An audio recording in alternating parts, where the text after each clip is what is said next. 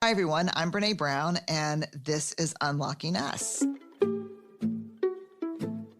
sitting here with Barrett. How's it going? Hi. We played pickleball this morning. I know. I'm really down on my game this morning.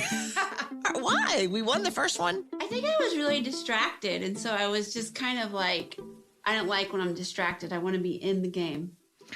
Yeah, you can't be distracted and do well in pickleball. No.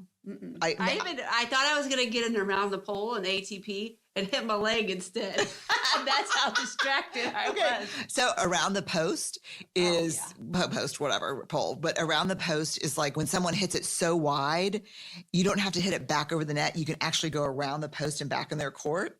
And I thought it was very awesome that you tried that today. I hit my leg. There is nothing awesome about hitting my leg. She hit her leg with your ATP, ow. She hit her leg with the paddle, right? Yeah. Because you have to do some fancy footwork to make that work. They make it look so easy, the pros do. But then what was really funny is you said, I hurt my leg and I hurt my ego. True.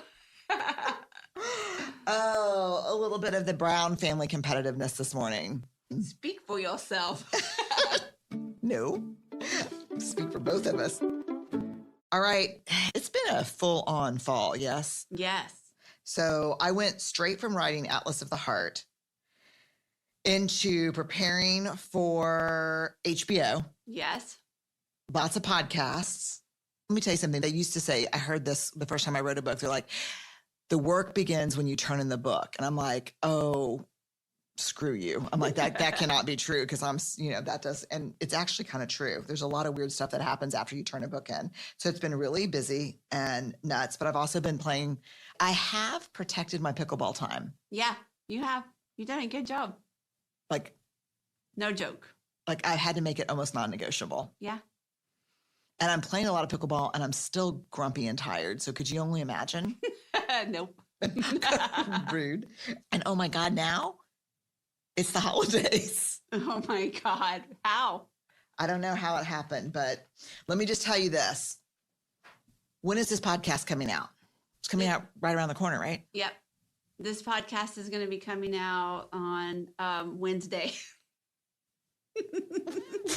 What's wrong with you? I'm like every one of these podcasts is Wednesday.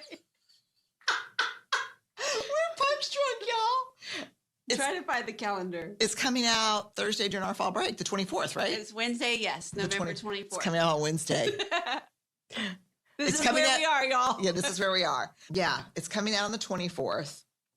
And I don't even know why that was relevant, but I thought there was going to be something important. Oh, it's going to be, if you're in the U.S., it's Thanksgiving week. It's fall break for us. And let me just tell you this. Hold your holiday cards, right? Yes. I don't want to get a holiday card from you in the next week. It's overachieving. It's rude. It's not thoughtful. Makes the rest of us feel like shit. Yeah. I'd like it a couple days after Christmas with at least one return to sender wrong address on it. With a happy holidays marked out. Happy New Year. Yeah. At least that's how ours are. Yeah, that's it. That's it. I am very grateful though this Thanksgiving week. Me too. I'm so grateful I'm always great. Let me just start with you because you're sitting right here. This will be awkward. The Brown family. We're even sharing a mic. We are sharing a mic. I just keep thinking we need to get closer to it. Like, A Star is Born. I'm in it. You have to come really. I'm not going there with you. Okay, whatever. I'm grateful for you. Me too. I'm grateful for you. You put up with a lot of craziness. It's fun. Sometimes. Most of the time. And it's hard. Sometimes. Yeah, she's really good at when I start crying or I'm like, I can't do it. I'm really overwhelmed. She's really good at, okay, well, we don't have to do it. We can just not do it. And I'm like, of course we have to do it. And you're like, no, they're all choices, Brene. That's pretty good. Yeah, that's true. It's very helpful. So thank you. You're welcome. For being my person all the time. You're welcome. I'm also just grateful to our broader team. Oh, they're so kick-ass. God, they're kick-ass, yes. Aren't they? Yes. Like, what a miracle. I wake up every day and go, how did this happen? Like, we just have a team of, 30 people? Yeah. And they're just incredible. And it's been hard because we're on a book We call it a crash when you turn in a book and the publisher turns it around really quick. We've been on a book crash, unpacking pallets and pallets and pallets of books. Literally, the UPS person. He was so grateful that he was on vacation this time during our book delivery. Yeah, because he's just like, I couldn't handle it because we get a lot of books here. So today's the 24th, if you're listening to it on the day it came out. The book's going to come out, Atlas of the Heart, 11:30. Yep. And we're not doing a traditional book tour this time because kind of COVID stuff. Yep. Which I did do a small event last night. It was my first in-person event since March of 2020, and it was so fun. It was fun. I was in it to win it. Yeah, it was really good. So I can't wait to see y'all. 2022, I'm coming to a city near you, hopefully. I was going to say an amphitheater near you, but I don't even know where that came from. What is it? I don't know. Okay. I'm coming to an amphitheater. That's like a rock and roll tour or something. That's what we need. Yeah. Me and some rock band from the 80s, we're coming to you. But I'm going to try to get out in 2022 for sure. I miss seeing your faces. But no traditional book tour this year. We do have an event on December 2nd at 8 p.m. Eastern Time. We are partnering with over 150 independent bookstores around the U.S. and Canada. I have to say that one of the things that's been really hard for independent booksellers during COVID is that book tours are a big part of their revenue strategy. And so we're doing our virtual book tour with them. You can go on BreneBrown.com on the episode page and figure out how to get a ticket. Yes. And guess who is? Oh, yes. I love this. Who's interviewing me for this. And I'll be in conversation with Priya Parker, she's amazing. And just a reminder for the book event, you buy a ticket and you get a book. Yeah, and if you've already bought a book, that's okay because you can just get another book and then gift that book. See? Yep. You see how that works? Yep, that's great. Yeah, that's about as salesy. Oh my God, and it's a beautiful book. So to give it away, I mean, even our team already has their books and they're all like, oh my God, it's a beautiful coffee table book. It's just so beautiful. It is. You've never done a 4-color book before. I haven't, and it was so fun, except it got a little dicey there because they'd be like, we need 4 more chapters from you. And I'm like, I'm choosing a palette for the quote cards in the book. They're like, tough shit, we need your chapters. I got really into the aesthetic of it, but it is a really beautiful. Beautiful. Yeah, and it's incredible. And big shout out to everyone who worked on that because that was a thing. So we are going to, for the podcast this week, we are going to share the anatomy of trust with you. We have been talking about trust a lot. Over on Dare to Lead, we interviewed Charles Feltman, who wrote The Thin Book of Trust, an essential primer for building trust at work. Do you know someone told me that it's not primer, it's primer? Oh, really? Mm-hmm. I say bourgeois instead of bullshit, but I don't know. I'll just say The Thin Book of Trust, an essential primer for building trust at work.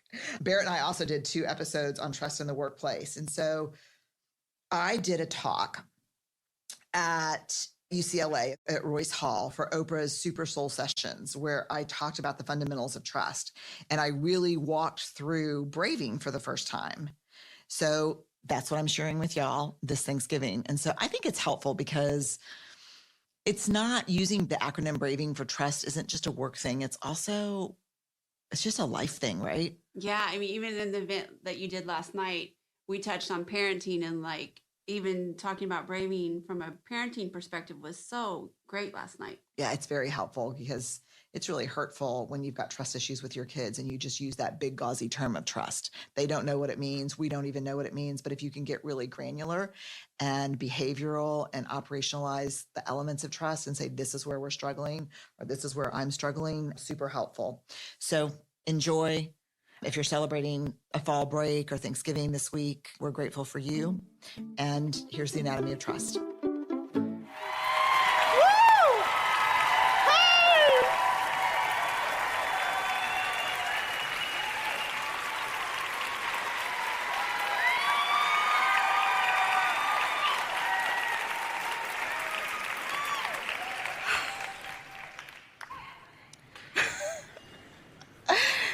This is my intention right now. Don't cry before you start. Don't cry before you start.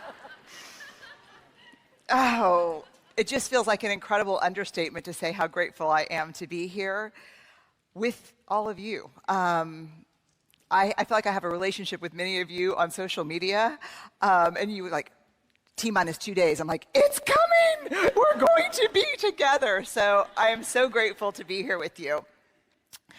I'm going to talk about trust, and I'm going to start by saying this. One of my favorite parts of my job is that I get to research topics that mean something to me. One of my least favorite parts of my job is I normally come up with findings that kick me in the butt and make me change my entire life. That's the hard part. But I get to dig into the stuff that I think matters in my life and the life of the people around me. And the topic of trust is something I think I probably would have eventually started to look at closely because I study shame and vulnerability.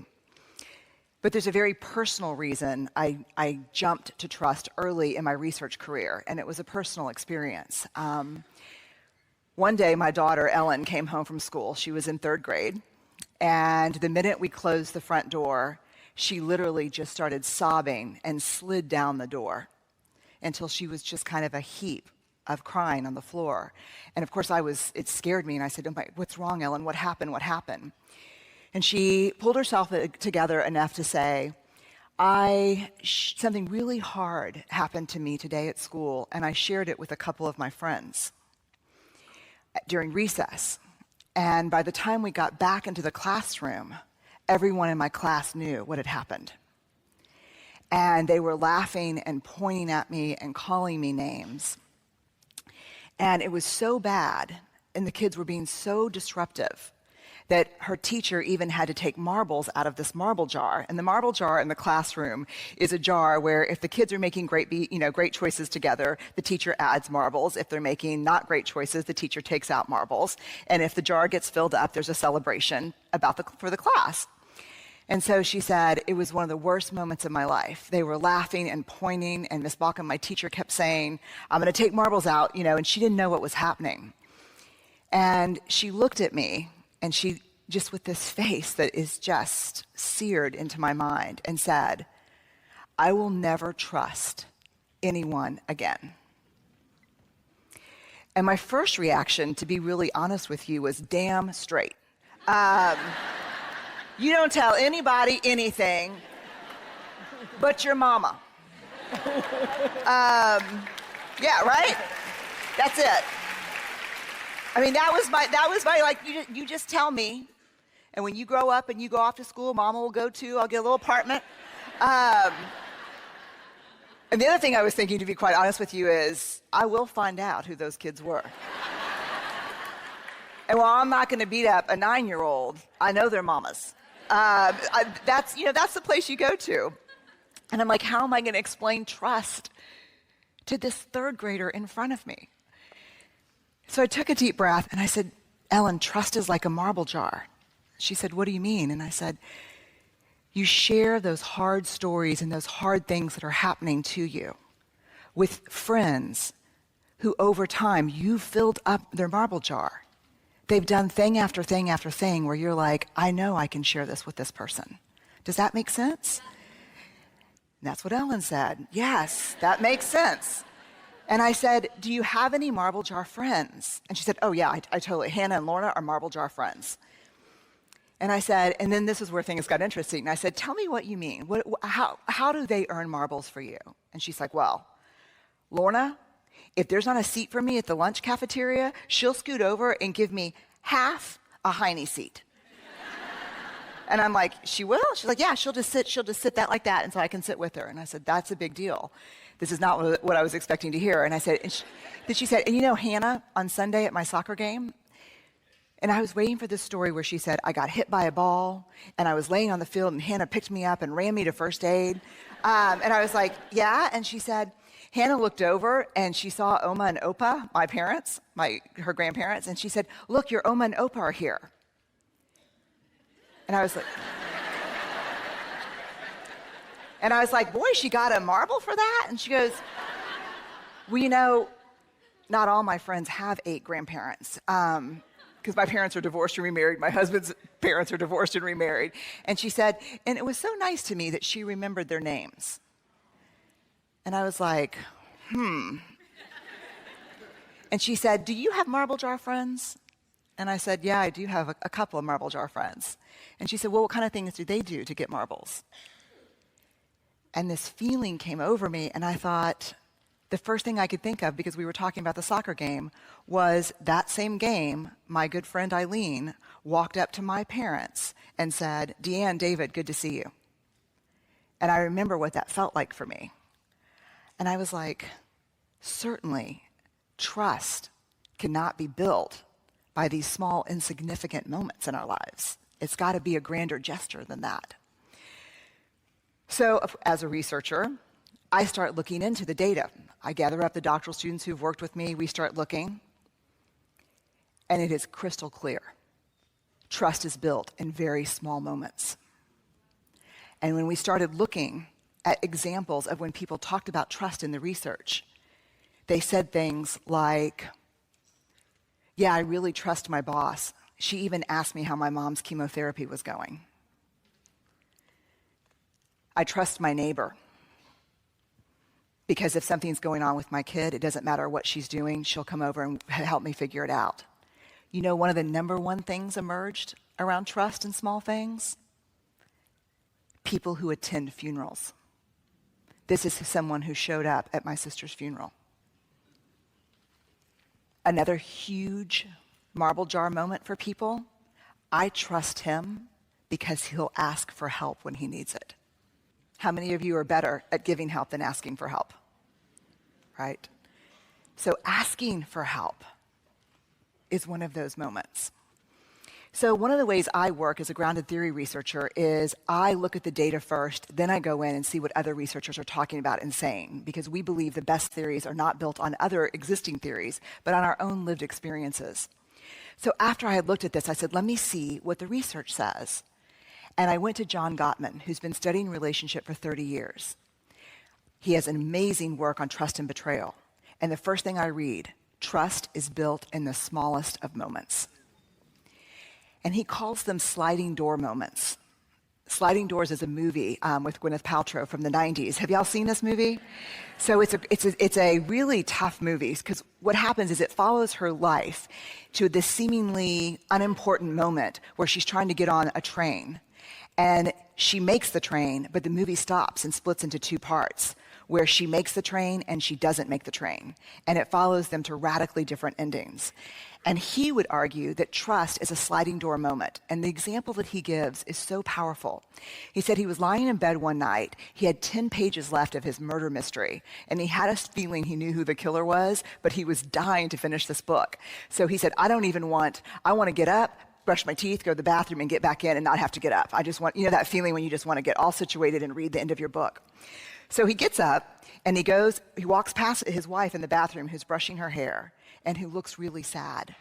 And he said, my first thought was, just keep walking, just keep walking.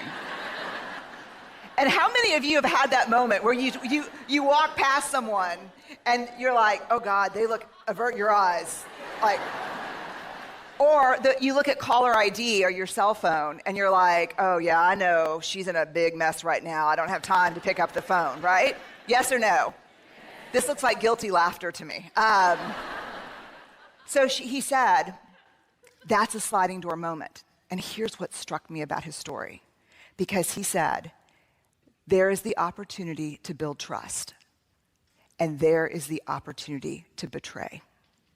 Because as small as the moments of trust can be, those are the moments of betrayal as well. To choose to not connect when the opportunity is there is a betrayal. So he took the brush out of her hand and started brushing her hair and said, what's going on with you right now, babe? That's a moment of trust, right? So fast forward 5 years, and I'm clear about trust. And I talk about trust as the marble jar. We got to really share our stories and our hard stuff with people whose jars are full. People who've, over time, really done those small things that have helped us believe that they're worth our story. But the new question for me was this: what are those marbles? What is trust? What do we talk about when we talk about trust? Trust is a big word, right? To hear I trust you or I don't trust you, I don't even know what that means. So I wanted to know, what is the anatomy of trust? What does that mean? So I started looking in the research, and I found a definition from Charles Feltman that I think is the most beautiful definition I've ever heard. And it's simply this: trust is choosing to make something important to you vulnerable to the actions of someone else. Choosing to make something important to you vulnerable to the actions of someone else. Feltman says that distrust is what I have shared with you that is important to me is not safe with you. So I thought, that's true. And Feltman really calls for this, let's understand what trust is. So we went back into all the data to find out, can I figure out what trust is? Do I know what trust is from the data? And I think I do know what trust is. And I put together an acronym, BRAVING, B-R-A-V-I-N-G, braving. Because when we trust, we are braving connection with someone. So what are the parts of trust? B, boundaries. I trust you if you are clear about your boundaries and you hold them and you're clear about my boundaries and you respect them. There is no trust without boundaries. R, reliability. I can only trust you if you do what you say you're going to do, and not once. Reliability, let me tell you what reliability is in research terms. We're always looking for things that are valid and reliable. Any researchers here or research kind of geeks? There's 10 of us. Okay, so we would say a scale that you weigh yourself on is valid if you get on it and it's an accurate weight. 120. Okay. So that would be a very valid scale. I would pay a lot of money for that scale. So that's actually not a valid scale, but we'll pretend for the sake of this. That's a valid scale. A reliable scale is a scale that if I got on it 100 times, it's going to say the same thing every time. So what reliability is you do what you say you're going to do over and over and over again. You cannot gain and earn my trust if you're reliable once, because that's not the definition of reliability. In our working lives, reliability means that we have to be very clear on our limitations so we don't take on so much that we come up short and don't deliver on our commitments. In our personal life, it means the same thing. So when we say to someone, oh God, it was so great seeing you, I'm going to give you a call and we can have lunch. Yes or no? No. It was really great seeing you. Moment of discomfort, goodbye. Right? But honest. So B, boundaries. R, reliability. A, huge, accountability. I can only trust you if, when you make a mistake, you are willing to own it, apologize for it, and make amends. I can only trust you if when I make a mistake, I am allowed to own it, apologize, and make amends. No accountability, no trust. V, and this one shook me to the core. Vault. The vault. What I share with you, you will hold in confidence. What you share with me, I will hold in confidence. But you know what we don't understand? And this came up over and over again in the research. We don't understand the other side of the vault. That's only one door on the vault. Here's where we lose trust with people. If a good friend comes up to me and says, oh my God, did you hear about Caroline? They're getting a divorce. And it is ugly. I'm pretty sure her partner's cheating.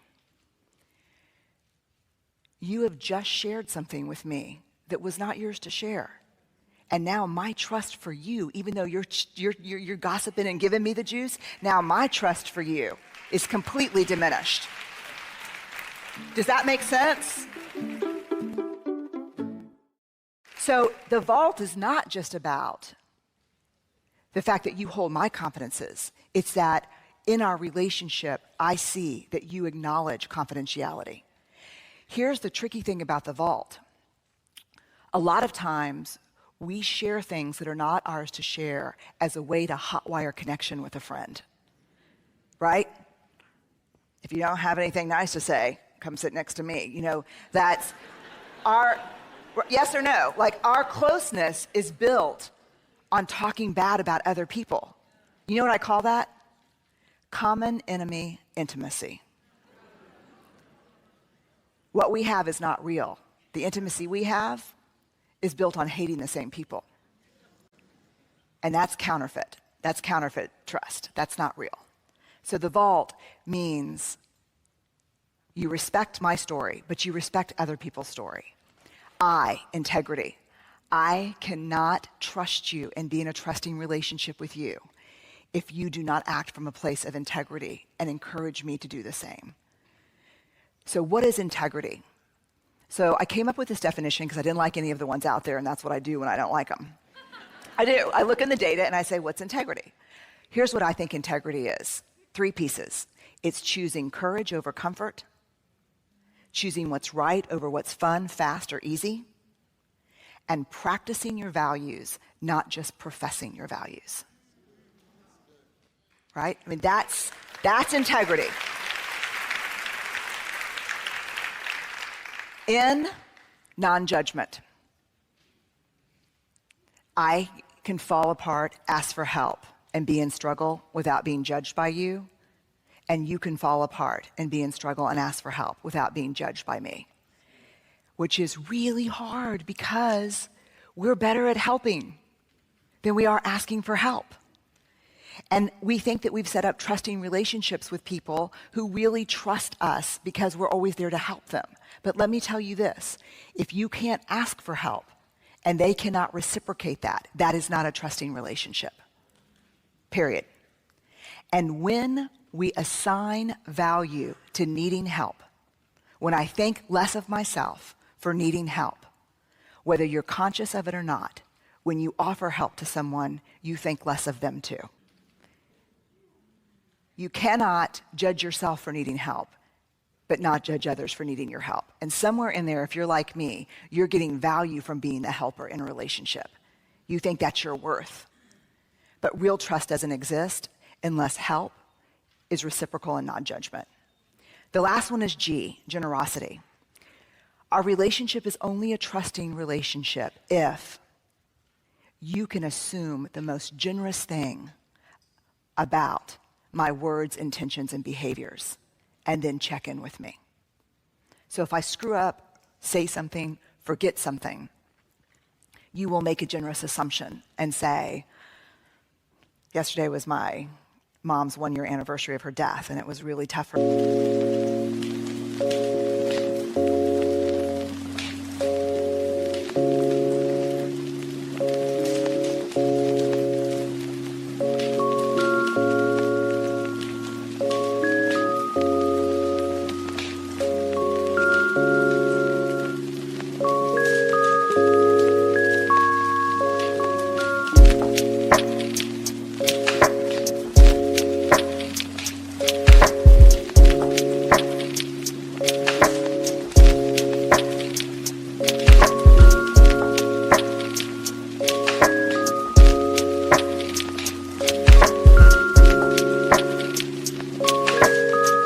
Talked to you about it last month, and I really was hoping that you would have called. But I know you care about me. I know you think it's a big deal, so I wanted to let you know that I've been thinking about that. As opposed to not returning calls, not returning emails, and waiting for the moment where you can spring, well, you forgot to call on this important, you'll make a generous assumption about me and check it out. Does that make sense? So we've got boundaries, reliability, accountability, the vault, integrity, non-judgment, and generosity. This is the anatomy of trust, and it's complex. Why do we need to break it down? For a very simple reason. How many of you in here have ever struggled with trust in a relationship, professional or personal? It should be everybody, statistically, right? And so what you end up saying to someone is, I don't trust you. What do you mean you don't trust me? I love you. I'm so dependable. What do you mean you don't trust me? How do we talk about trust if we can't break it down? What understanding trust gives us is words to say, here's my struggle. You're not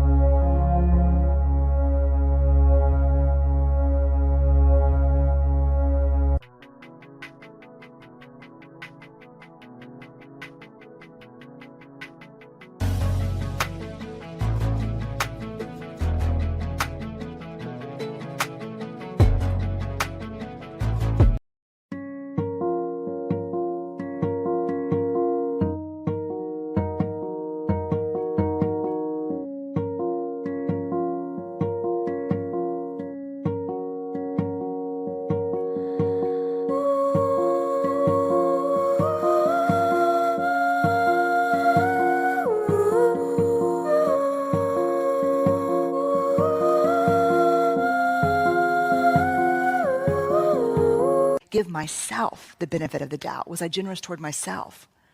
Because if braving relationships with other people is braving connection, self-trust is braving self-love, self-respect, the wildest adventure we'll ever take in our whole lives. And so what I would invite you to think about when you think about trust is if your own marble jar is not full, if you can't count on yourself, you can't ask other people to give you what you don't have. So we have to start with self-trust.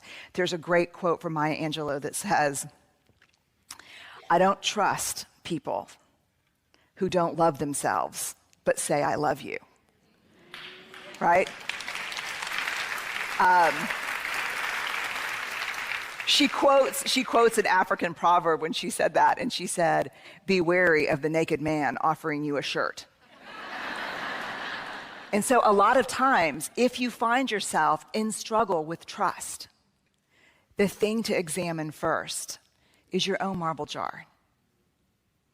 How you treat yourself, because we can't ask people to give to us something that we do not believe we're worthy of receiving.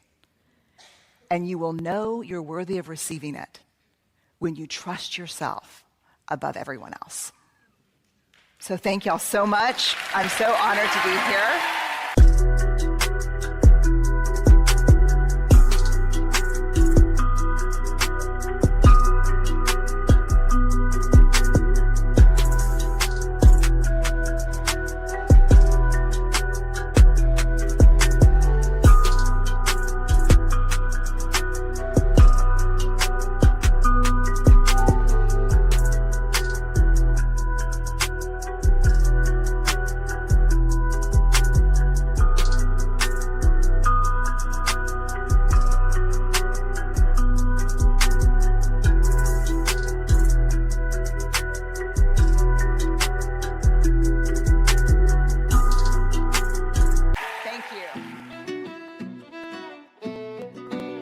Okay, I hope y'all enjoyed that. A big shout out and a big thank you to Oprah and the Super Soul team. You can follow the Super Soul podcast on Spotify or wherever you listen to your podcast. You know that every episode that we do of both Unlocking Us and Dare to Lead has a page on BreneBrown.com, on the new BreneBrown.com. Yeah, the new beautiful BreneBrown.com. Check it out. We are leveling up our aesthetic game. Yes, we are. Yeah. Beauty and excellence is one of our values here at BBERG, which stands for Brene Brown Education Research Group. But I think about it so much now after interviewing Sarah Lewis on Dare to Lead about aesthetic force and the importance of beauty and aesthetics. Important. So we, on our new website, which is so gorgeous, and shout out to the team that made that happen. Totally. Big lift. Don't forget to join us for the Atlas of the Heart live virtual launch on December 2nd. And stay awkward, brave, and kind, y'all. We're grateful for you. You say bye? Bye. Bye. Unlocking Us is a Spotify original from Parcast. It's hosted by me, Brene Brown. It's produced by Max Cutler, Kristen Acevedo, Carly Madden, and Tristan McNeil, and by Weird Lucy Productions. Sound design by Tristan McNeil, and music is by the amazing Carrie Rodriguez and the amazing Gina Chavez.